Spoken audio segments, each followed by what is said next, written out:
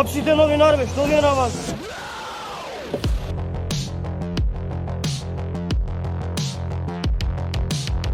Абе, пусти, бе! Што правите, бе, човек? Вие нарекот италијанската држава еби ветар држава. Вашија деца? Пичма. И второто прашање ми е кој евро сакате да го играм? Тешкото или шото? Кој што ќе завам да го одговорите конкретно. Две прашања обвинител ге. Затоа ми беше прашањето. Сега, господин Рачковски, вие се конфронтирате со новинари од дека ќе видиме дали ќе покрене. Значи, прашањето е следно. Господин Езекири, едно прашање, ако може. Тоа отворивте главната врата на собранието, која врата ќе отворите за законот за јавно обвинителство? Прашањето е такво да може секако да се одговори.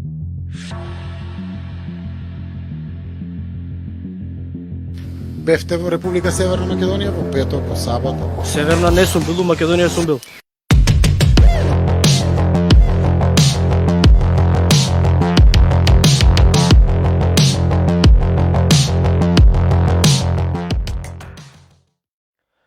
Господин Костовски, велат најчесто дека лошите работи се најдоброто школо за секој човек. Вас ви се случија прилично неубави работи, лоши работи. Научите ли нешто од што ви се случи до сега? Секако да ви кажам, животот е таков во кој што затоа е убавината на животот.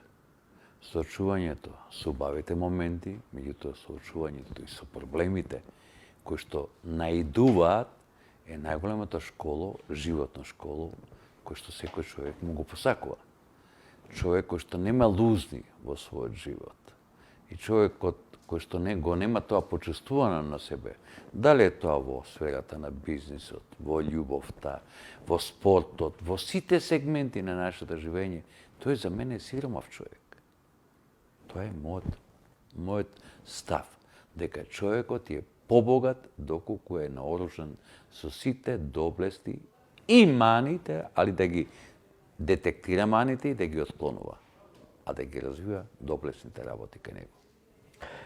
Ке го започнам овој интервју со прашање од позади, со заклучокот ќе го донесеме сега, па потоа ќе видиме зашто имате таков заклучок. Ме интересира после се ова што ви се случи во последниве 2-3 месеци, имате ли некој заклучок? Видовте ли кој всушност владее со државата? Кој е тој кој што седи позади оние инокосни органи, како премиер, председател? Кој навистина владее со Македонија? Видите, вака, дефинитивно, ако првите неколку дена бев во шок, бидејќи тоа се случи толку изненадно, што едноставно не бев ни свесен ни во можност да ги анализирам податоците и нештата кои што ја донесоа Евростандард банка во стечај. Меѓутоа, со тек на времето, апсолутно и со моето континуирано испитување, размислување и барање на рацио во дадена ситуација, апсолутно сум многу поблиску до вистината отколку што бев во моментот кога се донесе одлуката за стечај. Значи, вистината, кога говорам вистината, на вистина што точно се случи со Евростандард банка. Длабоко сум веќе убеден, не да сум убеден, 100% сум убеден, дека за стечајот на Народна банка има одредени матни работи кои што банката се нарочно затвори со цел да не се дојде до тоа каде средствата од банката завршувале, бидејќи со тоа веројатно ќе се разоткријат многу траги, бидејќи единствено трагата на парите не можете да скриете. Може би ќе закасни во таа истрага, меѓутоа ќе дојдеме до крајниот консумент на тие пари. Дека имало во банката, а моја вина исто така како акционер, имало неконтролирано одлевање на пари, тоа е повеќе од јасно. Не со моје знаење, без моје знаење и без моје, претпоставам на целото моје семејство, бидејќи ние овдека формиравме како Greenfield инвестиција и во ниеден момент банката немавме ние намера да однесеме во стечај или да отуѓиме, или пак не дај Боже да имаме некои лукративни намери од кои што треба да го ограба моето население овдека, моите сограѓани и да трупам некој богатство надвор од земјава. Значи, сакам да кажам, апсолутно веќе сум многу поблиско до вистината. Што точно се случи со Евростандард банка? Дали е 100% таа вистина? Се уште, сепак, времето фактор го земам во предвид, во кој што треба да ми помогне да дојдам точно до вистинските сторители на овој чин. Евростандард банка беше ставена под стечај по налог на Народна банка. Народна банка е регулаторот на монетарната политика во Република Македонија. Во неколку наврати ја критикувавте гувернерката Анита Бежевска за незиниот начин на работа. Имавте и понуди за докапитализација на банката, односно од странски инвеститори, не беа прифатени под нејасни услови, иако има законска должност гувернерот да разгледа и да разгледа понуди, иако се физибилни да ги прифати. Ме интересира, ќе се надоврзам на претходното прашање, бидејќи ве прашав кој навистина владее со Македонија, гувернерката ја креира монетарната политика или тоа го прави некој друг во нејзино? Основната дејност на Народна банка е да креира монетарната и фискалната политика во земјата.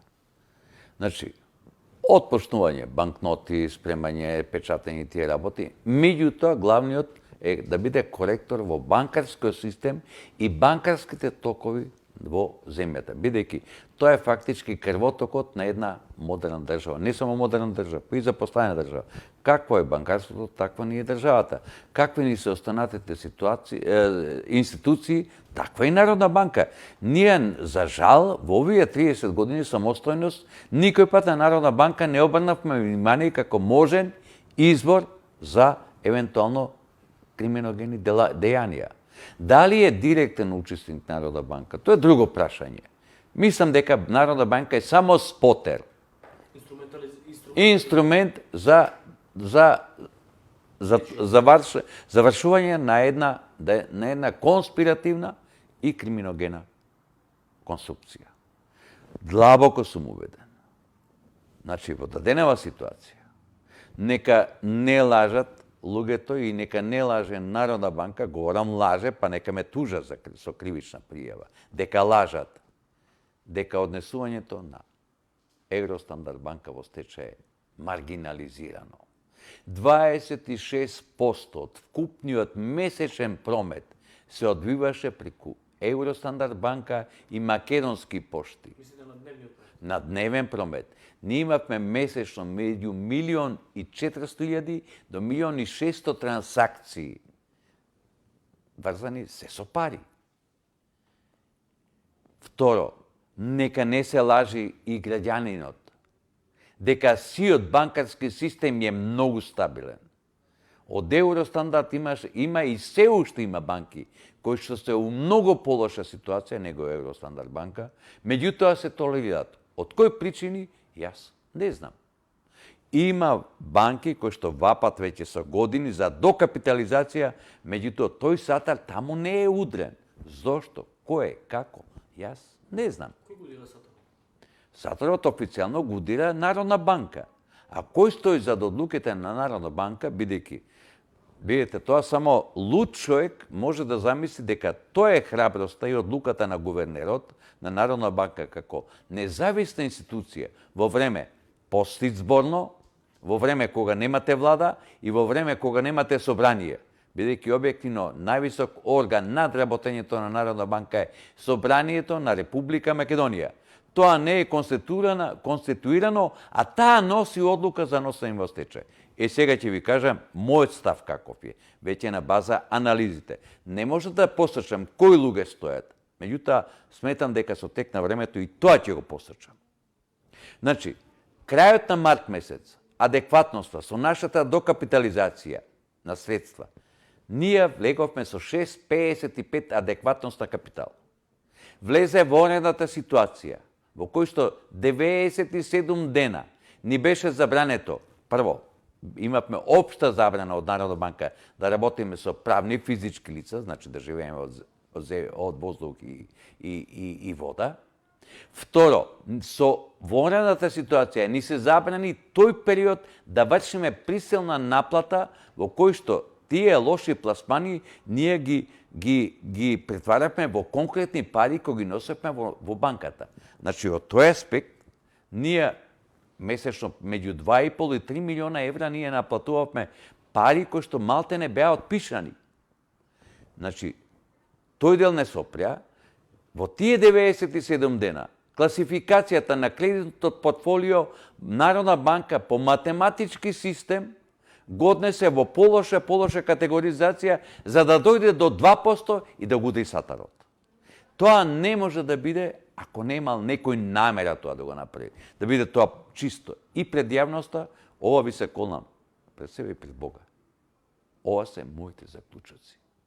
Тоа не може да се случи во една нормална земја, каде што би требало да постои рацио, каде би требало да постои систем, каде би требало да постои правда.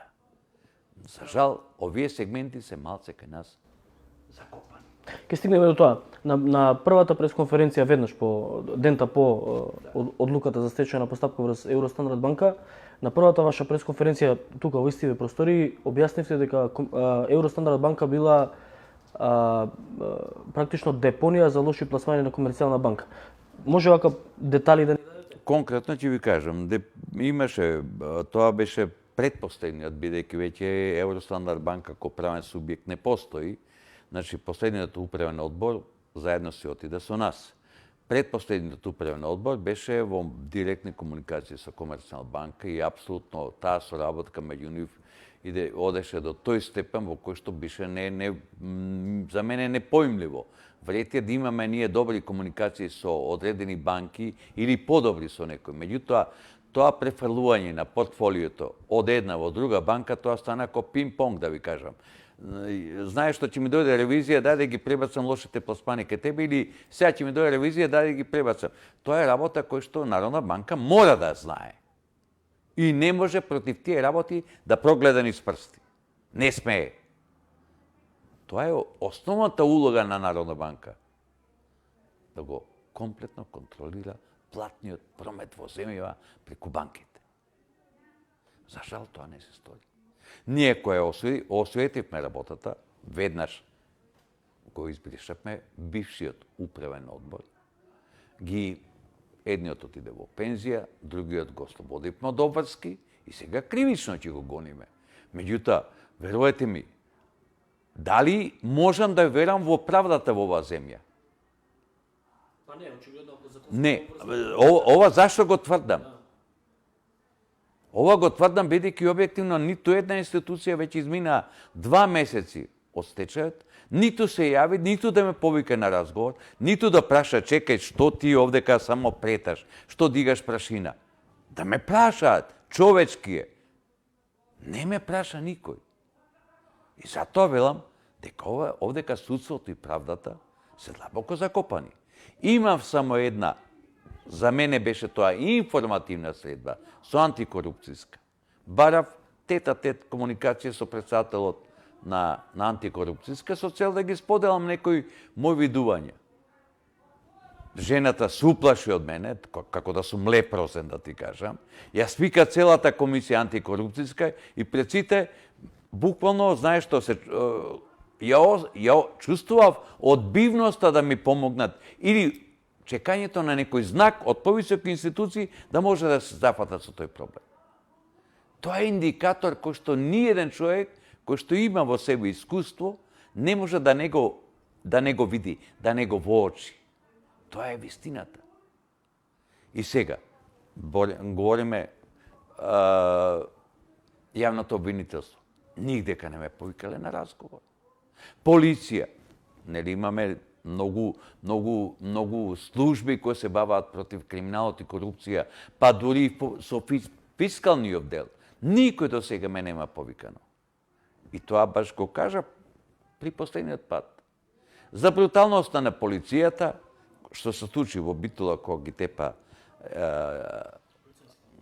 полицајците граѓаните, веднаш истиот ден се појавија и премиерот Заев, и министерот за внатрешни работи Оливер Спасовски, осуда. Вред! Треба да го чуваме граѓанинот. Меѓутоа, колку луѓе се сега засегнати со стечајот на Народна банка? Колку правни и физички лица?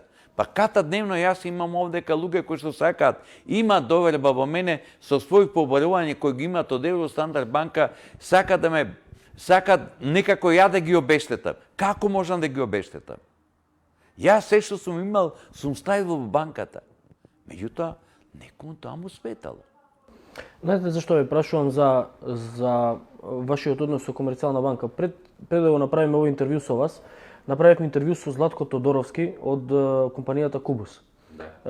Мислам дека и вие го познавате. Тој има направено една убава систематска обработка на тоа како изгледаат тие трансакции и тоа менување на портфолија. Практично се Комерцијална банка со знаење и со подпис на највисоките раководни органи на банката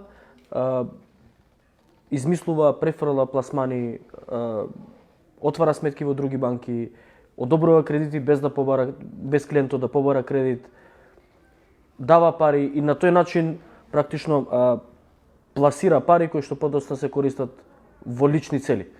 Ме интересира тоа дали се случува некои такви. Видите вака, ја во дневното работење на банката не сум бил. Јас сум бев председател на надзорен одбор, во кој што секој пат ми беше сервирано тоа што условно кажано целиот надзорен одбор сакаше да го слушне. Вклучително и мене. Јас од нивните транзакции не сум се бавил и не можам да бидам пандан на овие истражувања што ги правеле господата од Кубус. Значи, ја на база морам да кажам и по вокација. Не сум банкар, економист сум, меѓутоа во основа јас знам роба, пари и роба. Тука е мојот свет во кој што сум успел, сум направил и сум дошол овдека во земјава. Меѓутоа, сметав дека тука имаме ние професионалци кои што ќе си ја знаат својата работа, ќе бидат лојални и кон фирмата и кон акционерите, а уште повеќе кон клиентите и да не кажам вработените во банката. За жал, тоа не е вистина. Апсолутно е. Сега и јас имам докази дека се користеле без знаење на физички и правни лица сметките во кои што се префрлувале, се разнесувале пари лево-десно, тоа мене ми е многу јасно. Па може би тоа е причината што се удри сатарот овдека во Евростандард банка. Да не се дознае вистината. А вистината е само една. Парите. Парите, интересот за парите. Затоа, во дадено сегмент не можам да посочам, али дека дефинитивно работава е матна, е многу матна, тоа е повеќе од јасно. Еве само ќе кажам. Јас само тоа што сум го забележал. Прототип фирмата е донесена кај нас. Никој пат клиент не биле. По барање на Комерцијална банка. Во кој што ние како банка сме сега во моментот скоро 2,5 милиона евра резервации на собствени средства за лошите пласмани во прототип. Сега, веројатно имало давање меѓу раководството на Комерцијална банка и на Евростандард банка во кој што лошите пласмани се селеле лево и десно. Дали е тоа рацијето и реално, не знам да ви кажам. Ова го прашувам заради тоа што НБРМ има законска обврска да ги следи и санкционира и да ги спречи овој вид на трансакции. Значи, префрлањето на пари од поврзани на неповрзани лица е кривично дело. И ако се случувало и ова што е случувало со Кубус и кај вас, тогаш имаме повторување на истото дело. Затоа и го прашувам. Значи, ако ова се докаже, во таква ситуација не постои раководна структура во било која банка која би можела да се спаси од таква одговорност. Оттаму ми произлегуваат овие прашања за гувернерката Бежовски дали е таа инструментализирана, може би од некој раководство од некоја голема комерцијална банка во Македонија за да биде баланс или да ги покрива овие како што велите матни работи. Затоа ми е дилемата. Имате ви? Видите вака, прво именувањето на гувернер е као привилегија на председателот на републиката. Меѓутоа никој пат. Значи сакам да кажам, именувањето дефинитивно е направено од одредени структури. кои што имале интерес таа да дојде на таа позиција. Да, но и председателот не може да биде издвоен од одговорност во ситуација. Тој има служби кои што треба да го информираат, да му кажат. Па мислам дека председателот тука чисто предлагач. Собранието е тоа што треба да контролира работата на Народна банка. Видите вака, Народна банка, самиот назив е тоа многу релевантна институција во секоја држава. Меѓутоа, кој доаѓа на чело и кој му го дава тоа дискреционо право да тој одлучува дали ќе носи банка во стечај, кои мерки ќе ги применува или дали е условно кажано наклонет или некоја банка. Мора тука веќе да постои позадина. Позадина кој што објективно ги макне, ги текне конците. За жал, во моментов не можам да точно кажам со прст кој ја наместил Бежовска да биде гувернер, официјално екс-председателот Иванов, меѓутоа, кој стои за тој предлог, не знам. Али дефинитивно дека сите тие наистурени функции, кои што апсолутно да се биде гувернер е престижна функција. И успешен гувернер уште попрестижна. Меѓутоа, тој и мора да одработува за некого тој што го постигнал таа функција. Затоа, во даденев контекст, матноста, односно криминогеноста, веќе ќе го употребам тој збор, е повеќе од видлива. И сега што се прави? Друг сегмент.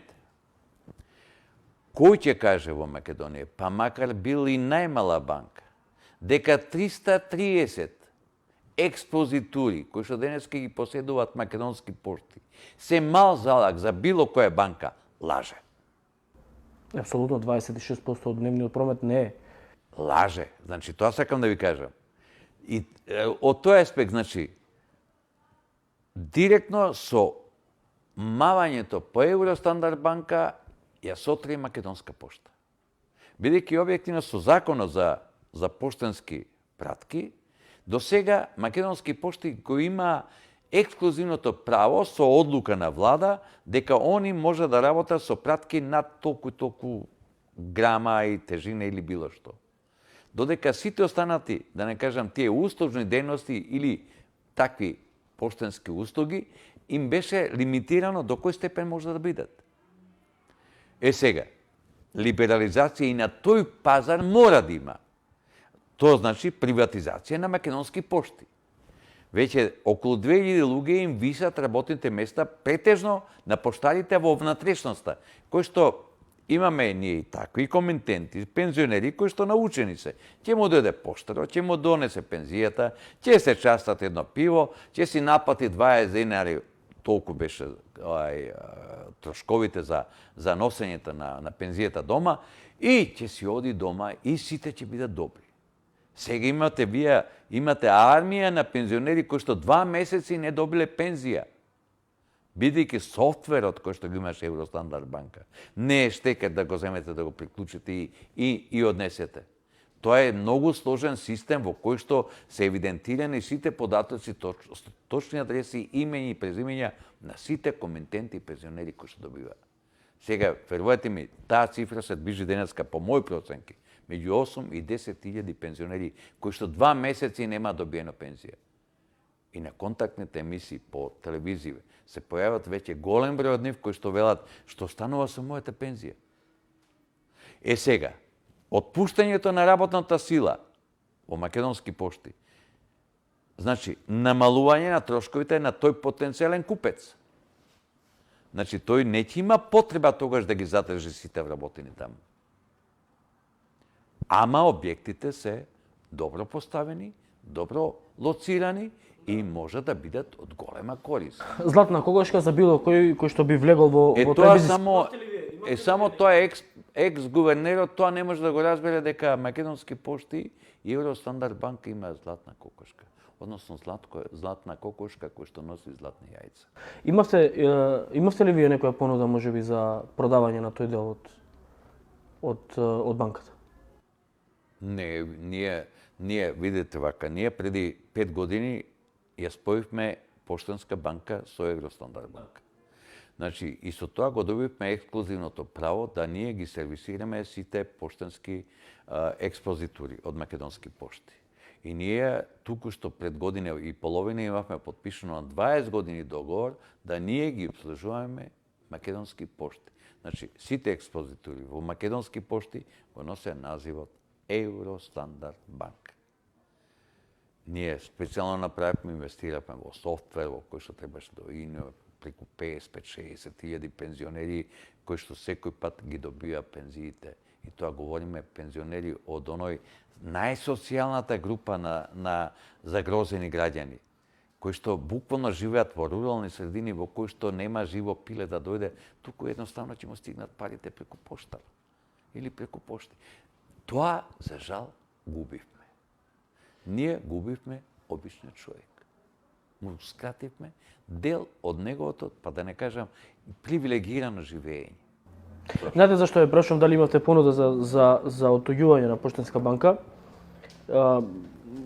Знам за шпекулации кои што говорат дека сте имале понуда од една помала банка од Македонија да го откупи тој дел од Евростандард, Поштенска банка, и му било од друг банкар понудено да почека затоа што ќе ги добие истите тие експозитури за пониска цена. Точно е таа шпекулација? Видите, вака да ви кажам, јас само бидејќи банките званично не се јавија дека се заинтересирани демек за имотот или бизнисот на Евростандард банка, барем големите банки не го пројавија тој интерес. Такви информации до сега немало, бидејќи ние апсолутно работевме со македонски пошти и договорот им беше во снага. И немаше причини, бидејќи два правни субјекти го работат, ние да разговараме за оттуѓување на тој дел на друга банка. Апсолутно, бидејќи ние го лоциравме нашиот интерес како Евростандард банка точно во тој сегмент. Да бидеме банка во која што ќе ги задоволува руралните средини. И таму да отвараме експозитури во кои што ќе нудиме нови поволности за можните комитенти. Бидејќи објективно, големите банки го заземат, нормално големиот колач. Ние бевме експонирани точно кон внатрешноста, точно преку македонски пошти. Какви се вашите односи со Хари Костов? Или какви беа вашите односи? Коректни си, ден денеска се коректни. Не можам ништо да кажам за неговата професионалност. Он е банкар по вокација, бивш екс-премиер е. Така да, мислам, не можам ништо да кажам ниту лошо, не можам да кажам и кој е позадината на целата работа во врска со Евростандард банка. Кој е и таа блискост меѓу комерцијална и Евростандард банка, не можам да дефинирам кој се фактички директниот удар кој што го доби, кој е таа поврзаност што донесе до таков директен удар на Евростандард банка. Верувајте ми, не може. Иначе односите ни се сосема нормални. Имате вие некакви разговори за евентуална помош од Комерцијална банка со господинот Костов? Па, видите, вака, ние цело време бевме на комуникација на време и објавивме заеднички интерес да евентуално Евростандард банка се припои кон Комерцијална банка. Меѓутоа не се најдовме во поглед цифрите, во поглед понудите и условите и тие работи и нормално се разидовме тука. Меѓутоа сметав дека разидувањето стана по-видливо во моментот кога именувавме нов управен одбор, кој што едноставно веќе ги затвори тие канали кои што постоева имање, давање со Комерцијална банка, туку и исклучиво баравме да се носи банката професионално да се етаблира како вистински независна, мала, средна, самостојна банка. Тука е можеби веќе значи спотер не бевме, го прекинавме тој синџир и што знам, дали тоа некому сметало или не знам, тоа време. Тоа се поклопува со тајмингот кога почнуваат проблемите на Евростандард банка? Да. Имаше на тие преговори, можеби представници на државните институции? Да, имаше на сите преговори, учествува и буквално представниците на Народна банка не упатува да бараме решение со Комерцијална банка. И тука се малце, да не кажам, оние горливи прашања, што е тоа што и Народна банка од сите можни големи банки не упатуваше цело време да преговараме со Комерцијална банка. Не знам. Навистина не знам. Вака можеме да откриеме детали од тие состаноци, од тие преговори? Па видите вака. Што ви нудеше, например, Комерцијална банка и нејзиниот директор за Евростандард банка? Имаше можеби некои непристојни понуди, некои понуди кои што... Вака, ја не сум бил учесник на тие состаноци. Дека имало и понуди секакви понуди и во присуство на представници од Народна банка и наши представници тоа имало. Меѓутоа, видите, вака на маса, кога се разговара, апсолутно се е можно. Најбитно е пред да го потпишеш документот, дали си бил уценуван или не. Околу тоа ме интересира. Дали имаше Па сега да ви кажам. непристојни понуди кои што беа Имало и ќе има. кои што би Меѓутоа, биле сето тоа сме го правеле во некој интерес, заеднички интерес, да испаднеме од оваа ситуација. Сакам да кажам непристојни понуди кои што можеби вклучуваат и изигрување на законот, кои што можеби значат и инволвирање. Па колку го изигруваме законот не сум сигурен, али дека непристојни спогодби се праени меѓу нас, Евростандард банка и Комерцијална банка, тоа е факт да постоеле такви работи, ама не до степен во кој што би го лоцирал како главен извор на носењето на Евростандард банка во. Значи сакате да кажете дека меѓу тие непристојни понуди и преговори кои што сте ги имале со генералниот директор на Комерцијална банка не постои можност не само за со генералниот и со останатите членови. не постои можност за кривична одговорност. Видете вака тоа, вие ќе го испитате и институциите. Ја не сум кривичар, ниту правник, за да можам да кажам дали постои или не постои кривична одговорност. Дефинитивно дека тука апсолутно со нарушувањето на односите меѓу Комерцијална банка и Евростандард банка, со промената на нашиот управен одбор, дефинитивно тоа е евидентно. Значи Тоа е евидентно. сега да кажете кога престана оној управен одбор да биде Кога престана да биде стариот управен одбор, кога дојде тој новиот, е тој управен одбор за кој што велите дека за кој што велам дека ја направи Евростандард не депонија на жедни преку вода. контактиравте со некој од државните функционери, со функционерите од извршната власт, можеби со премиерот или со некој од министрите? Да, и контактирав со господинот Заев. И баш кога го доби мандатот, му пратив една честитка за мандатар на новата влада, посакувајќи му нормално успех по 4-годишниот мандат. Меѓутоа, едноставно не може да му простам, што дозволи да отиде банката во стечај. И тоа му го напише. Видов дека не е моќен. Дека не е моќен да го сопреше тој. Или не сакам, не знам. Тука веќе меѓутоа одговорот беше толку да не кажам штур, во кој што дали немоќта или несакањето не можам да направам дистинкција. Мислите дека имал и тој можеби некаков интерес? Па не знам дали имал интерес. Виде, верувајте ми, ја мислам не би сакал никого да обвинам. Не обвинувам. Не. Видете вака, мое лично мислење, дека он како екс-премиер и председател на партијата во кој што имаше техничката влада, не може да не делува врз институциите, врз носење на едни вакви клучни одлуки. Затоа реков, го осетив како немоќен. Не можам повеќе да кажам. Немоќен. Предходно сте имале некаква комуникација со господинот Заев или можеби со Да. со некој од неговите фирми? Не, со фирмите не сме имале никаква комуникација. Со господинот Заев имавме комуникација и таа комуникација беше сосема на едни човечки односи во кои што немаше никаква, да не кажам, лоша позадина. Ниту сум барал нешто посебно за мене. Само единствено, можеби, од моја страна беше тоа, што тој го окарактеризира како безобразно, што му реков дека ја пушти Евростандард банка низ вода. Тоа само беше и јас само му се заблагодарив и толку. Тогаш веќе ги прекинавме комуникациите. Го познавате ли господинот Крмзов? Не. Тој е бизнисмен од Струмица, од Сум го Струмица. видел еднаш на дошек на Нова година, преди 2 години.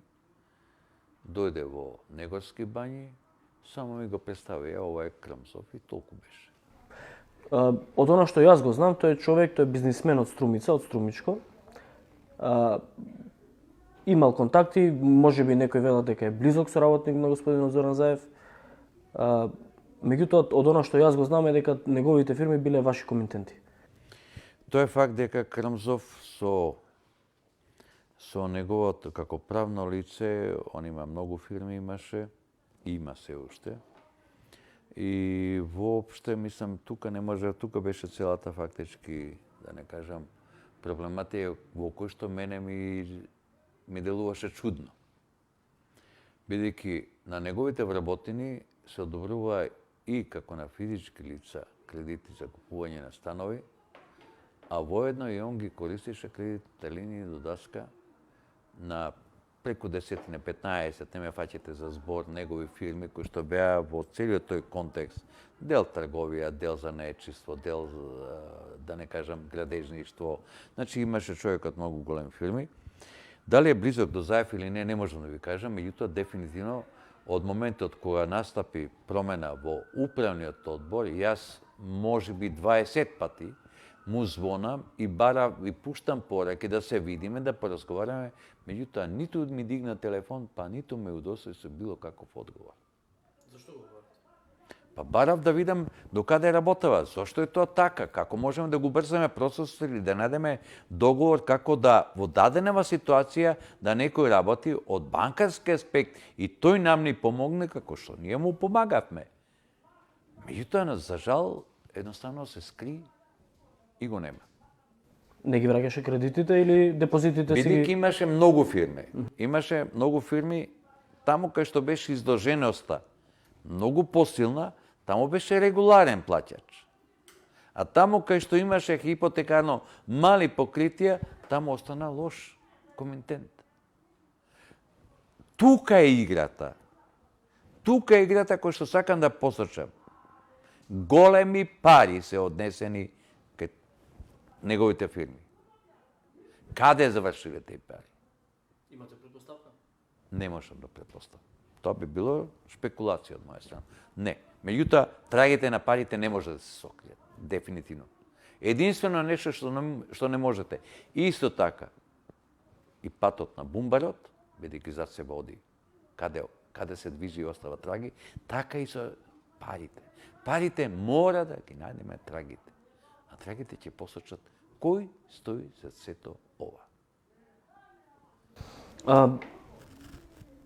Не случајно ве прашав за вашата комуникација со господинот Заев и за вашата комуникација со господинот Хари Костов.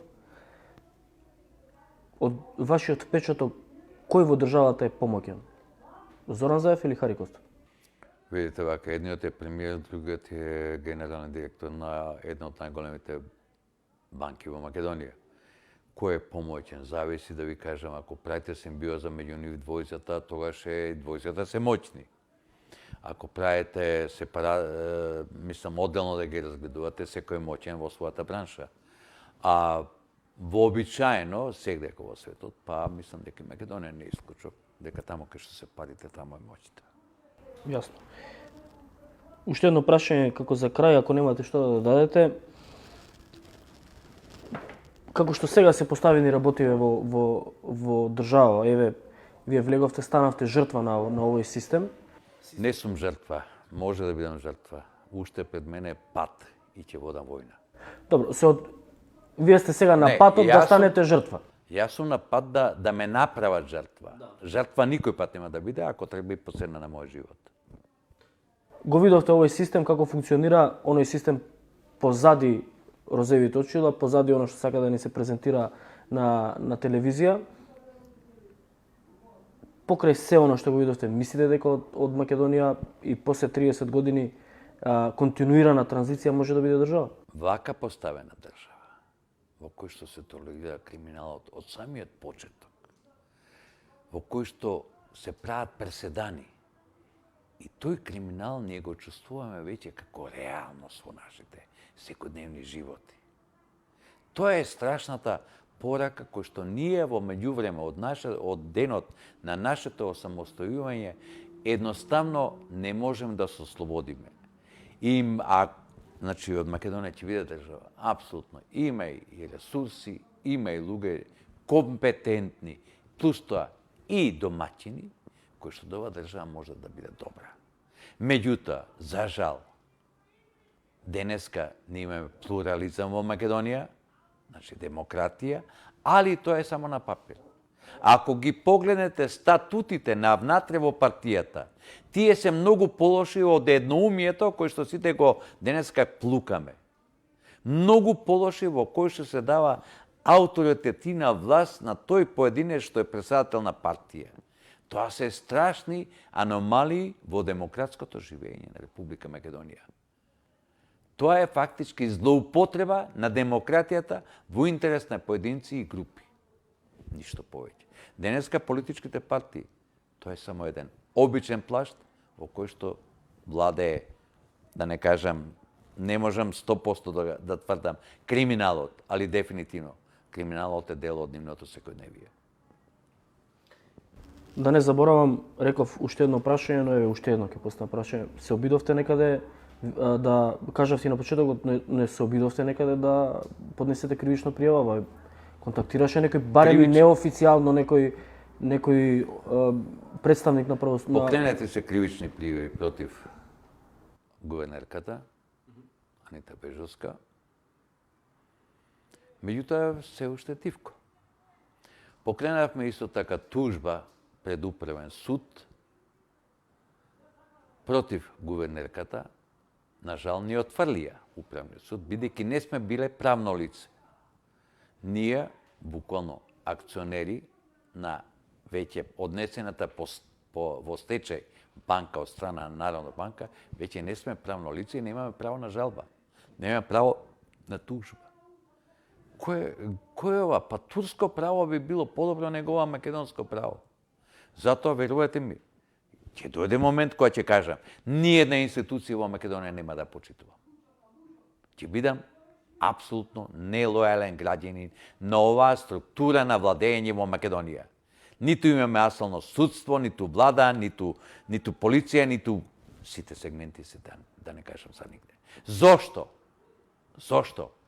Имаме снаги, имаме луѓе кои што во светот денеска нешто значат, меѓутоа во Македонија не може да значат. Зошто? Затоа што од тој што не може да погледне подалеку од носот, не дозволуваме поквалитетни луѓе да дојдат. Тоа е проблемот. Да му умре козата на комшијата. Тоа е нашиот македонски менталитет. Дали ќе порастеме некој пат, дали ќе се дообразиме, ќе се наоружаме со знаење, па и храброст, да ти кажам, и тоа ни недостасува. Па не можам ја да го сватам и мојот народ. Како може да го толерира овој криминал, кој што преку нос му е овде, на нос му е го мирица, и сите тоа го прифаќа како нормално. Па тоа е срамота. Јас сум македонец. Срам ми, јас се срамам од тоа. Господине Костов, ви благодарам на одговорите. Може би малку прашања кои што беа незгодни да ги одговарате, но види вака, ако сакаме да допреме до вистината, може би вие ќе извлечете заклучок од сите мои одговори, на што се усмерени моите размисли, во кои што не можам денеска да ги комплетно искажам во целост кои точно лица стојат. Али затоа велам, времето е фактор, а времето носи нови информации, нови можности, нови согледувања и веројатно дека некои работи ќе се разоткријат. Јас сум на тој пат. Но оно што ме прави оптимист е тоа што и вие, како собственик на Евростандард банка, и она здружение на граѓани, на оштетени граѓани во поради стечајната постапка на Евростандард банка, имате и став и речи си исто гледиште на тоа зашто и како е пропадната Евростандард банка. И вие и тие велат дека Евростандард банка е жртва на криминални интереси. И веројатно тука некаде стои мојот оптимизам дека кога заедно ќе застанете рамо до рамо, ќе морам да кажам ќе најдете правдата. Дека не сакам погрешно да ме сватат и гледачите. Меѓутоа мојот лик во Македонија на многу луѓе им даваше гаранција дека во мене има доверба и може да се останат на мојот систем кој што го направи. Не може тие луѓе и тие коментенти да бидат подалеку од тоа што сум јас. Јас, оваа војна, верувате ми, ја водам прво ради себе, а второ, ради точно тие оштетени правни и физички лица од носењето во стечај на банката. Ние сме на иста таласа должна. Тие го изгубија имотот, ја изгубив и имотот, Ако не докажам дека ова е местенка, ќе го изгубам и образот. Тоа се најбитни работи.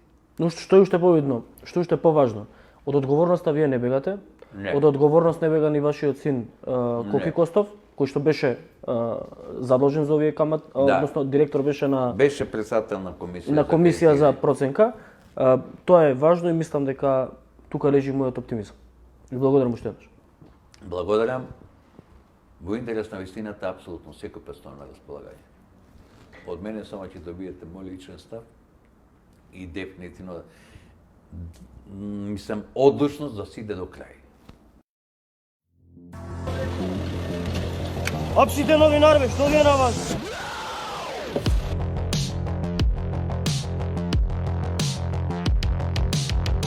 Абе, пусти го, бе! Што правите, бе, човек? Вие нарекот италијанската држава еби ветар држава. Вашија деца? Пичма. И второто прашање ми е кој евро сакате да го играм? Тешкото или шото? Кој што ќе заволам да го одговорите конкретно. Две прашања обвинител вие. Затоа ми беше прашањето. Сега, господин Рашковски, вие се конфронтирате со новинари од дека ќе видиме дали ќе покрене. Значи, прашањето е следно. Господин Езекири, едно прашање, ако може. Тоа отворивте главната врата на собранието, која врата ќе отворите за законот за јавно обвинителство? Прашањето е такво да може секако да се одговори.